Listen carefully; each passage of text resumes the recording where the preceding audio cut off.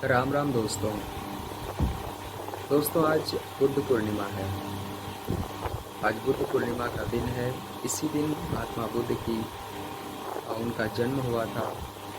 इसी दिन उन्हें ज्ञान की प्राप्ति हुई थी और इसी दिन उसे महापरिनिर्वाण की प्राप्ति हुई थी।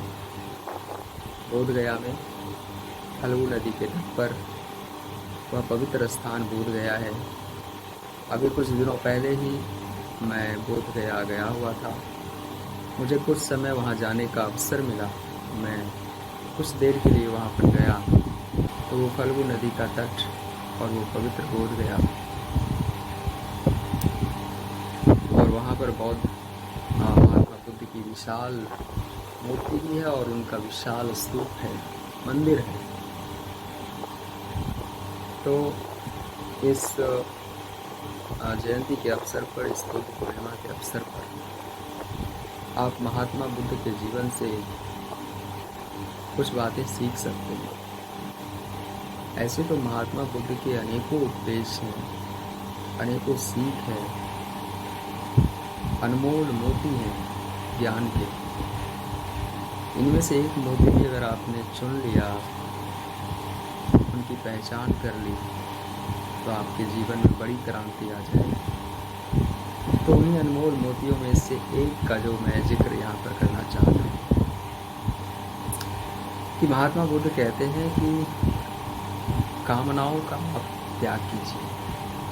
बिना कामनाओं का त्याग किए हुए, कामनाएं यानी कि वासनाएं, इच्छाएं, कामनाएं आप जो भी इसे कह सकते हैं, तो कामनाओं का त्याग किए बिना, इच्छाओं का त्याग किए बिना आपके जीवन में शांति नहीं आ सकती, आपको सुख की प्राप्ति नहीं हो सकती।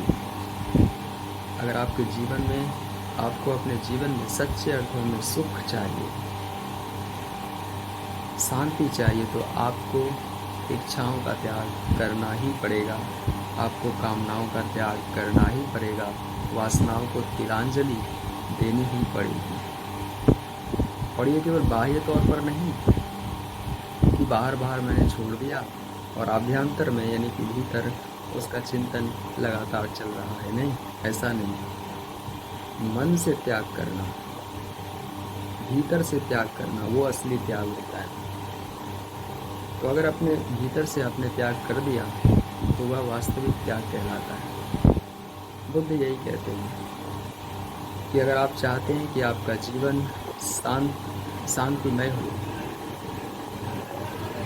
आपके जीवन में विश्राम हो, सुख हो, तो आप कामनाओं का त्याग कीजिए। क्योंकि ये कामनाएं चिंगारी की तरह है, और जितना आप इसे भड़काएंगे उतना ही ये भड़कता जाएगा और ज्वाला का रूप ले सकता है और ले लेता है। अगर ये कामनाएं, जो भी आप कामनाएं करते हैं, आप देखेंगे अपने जीवन में कि अगर कामनाओं की पूर्ति हो जाती है तो लोभ बढ़ता है। लोभ, कामनाओं की पूर्ति होने पर लोभ का जन्म होता है, यानी कि और कुछ पाने की इच्छा वहीं पर जन्म ले लेती है। और यदि कामनाओं की पूर्ति नहीं हुई, आपने जो सोचा और यदि यानी आपने जो चाहा उसकी पूर्ति नहीं हो पाई, तो क्रोध आता है, विचलित हो जाएंगे आप। यानी कि कामनाएं पूरी होने पर भी आप देखेंगे लोभ आता है, और कामनाएं पूरी नहीं हुई तो क्रोध आता है। यानी कि दोनों ही स्थिति में आप अपनी स्थिति से गिर जाएंगे। यानी कि आगे कुआं है और पीछे खाई है, वो वाली स्थिति हो जाएगी। विश्राम नहीं मिलेगा। जीवन में सुख तभी मिल सकता है जब विश्राम की स्थिति हो, जब स्थिति आपकी शांतमय हो, एक रस स्थिति हो, तभी वो सुख का हेतु हो सकता है। तो कामनाएं भड़कती जाती है, और ये कामनाएं व्यक्ति को हमेशा विचलित करती रहती है, हमेशा चलायमान करती रहती है, आपको एक जगह विश्राम नहीं लेने देती और आपसे अर्थ अनर्थ कई तरह की चीज़ें कराती रहती है। इन्हीं कामनाओं के चलते आप अपने जीवन में बहुत सारे गलत काम भी कर देते हैं, जो वस्तुतः आप करना नहीं चाहते, लेकिन कामनाएं जो कि आपके भीतर प्रबलता से बैठ बनाई हुई होती है तो आप कर देते हैं मोहवश। तो बुद्ध का ये उपदेश कि कामनाओं का त्याग जब तक आप नहीं करेंगे, अपनी इच्छाओं को जब तक आप मार नहीं डालेंगे, तब तक आप कभी सुखी नहीं हो सकते, आप अपने जीवन में शांति नहीं प्राप्त कर सकते। ये जो आजकल लोग सुखी दिख पड़ते हैं, हंसते रहते हैं, बोलते रहते हैं, हंसने से कोई व्यक्ति सुखी नहीं हो जाता। महात्मा उदासीन होता है लेकिन भीतर आनंद से भरा हुआ होता है। आप उसे देखकर ये पता लगा ही नहीं सकते कि वो सुखी है या फिर उसकी स्थिति क्या है। तो हंसने वाला कोई सुखी नहीं होता और रोने वाला हमेशा दुखी भी नहीं होता। सभी की अपनी अपनी स्थिति होती है, उसका अंतर जगत होता है। वस्तुतः जो सुख है या जो दुख है वो भीतर से आता है, वो आपकी मानसिक स्थिति होती है, आपके बुद्धि की स्थिति होती है कि आपकी बुद्धि किस तरह से चीज़ों का विभेद करती है और फिर उस हेतु से आप सुखी हो जाते हैं और दुखी हो जाते हैं। तो बुद्ध का ये उपदेश कि अपने जीवन में कामनाओं का त्याग कीजिए, सभी को अपनाना चाहिए और ये सब के लिए और केवल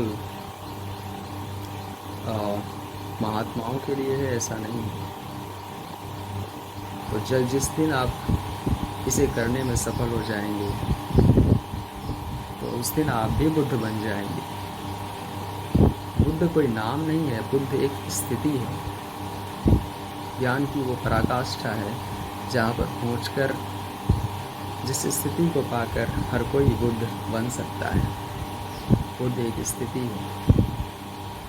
वो सिद्धार्थ थे और वो बुद्ध बन गए क्योंकि उन्होंने ज्ञान की वो ऊंचाई प्राप्त कर ली जहाँ से नीचे नहीं गिरा जाता, जहाँ उसे विश्राम मिल जाता है और जहाँ से सारा जगत दुखमय दिखने लगता है। जो कुछ आपको संसार में भी सुख रूप भासता है वही आपको तुच्छ लगने लगेंगी। तो इस बुद्ध पूर्णिमा के अवसर पर मुझे आपसे ये कुछ बातें आपसे शेयर करनी थी और